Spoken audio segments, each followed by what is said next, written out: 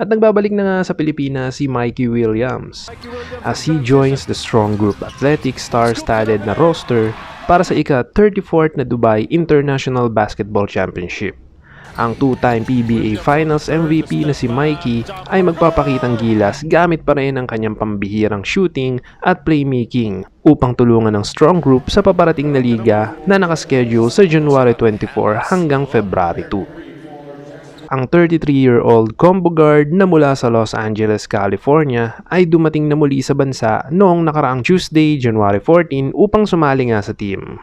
Muli naman silang magsasama ni Strong Group head coach Charles Chu na kanyang nakasama din noon sa successful run ng Mighty Sports kung saan nakuha nila ang championship noon sa 2019 William Jones Cup at 2020 Dubai Basketball Championship din. Huli nating nasaksihan si Mikey sa PBA noong Season 47 Governors Cup kung saan nakakuha siya at ang TNT Tropang Giga ng isang championship laban sa Barangay Ginebra sa loob ng 6 na games.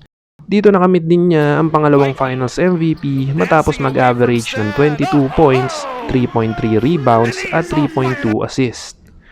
Ngunit matapos ang lahat ng tagumpay na ito ay sunod-sunod na issues na ang narinig natin sa pagitan niya at kanyang team na Talk and Text hanggang sa mauwi pa nga sa pag-terminate ng kanyang kontrata noong 2023 matapos itong hindi magpakita at sumipot sa kanilang mga laro. Subalit kahit ganun pa man at hindi natin siya napapanood sa PBA, ay hawak pa rin ng TNT ang rights nila kay Mikey Williams at kailan lamang ay naging usap-usapin din kung itatrade nga ba ito o hahayaan na lamang na hindi makapaglaro ng tuluyan sa PBA.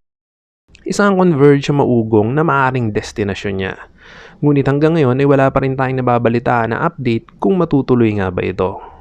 Ang Converge at ang Strong Group ay may malalim na koneksyon at ang muli niyang paglalaro sa team ay isa na namang ganap na mag-uumpisa para muling mabuhay ang bali-balita na paglipat niya sa Converge.